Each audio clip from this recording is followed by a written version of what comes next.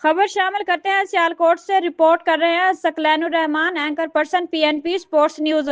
JSL edition 8 का 43वां बड़ा मुकाबला गुजराल राजपूत लाइन और अल हबीब 11 पुली तोपखाना के दरमियान खेला गया, जिसे अल हबीब 11 ने सुपर और मुकाबले में ये मुकाबला अपने नाम कर लिया।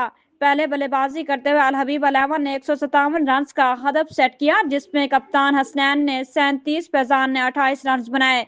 हदफ के ताकुब में राजपूत लाइन इस मुकाबले को वन साइड ले जा रही थी, लेकिन डूबती निया का सहारा बनने फैजान और मुजीब सरवर 12 बॉल पर 6 रन और आखिरी ओवर में 3 रन फैजान ने डिफेंड करके ये मुकाबला सुपर ओवर में ले आए। लाला नाजिम की 50 भी मैच जीतने के लिए कामयाब ना हो सकी।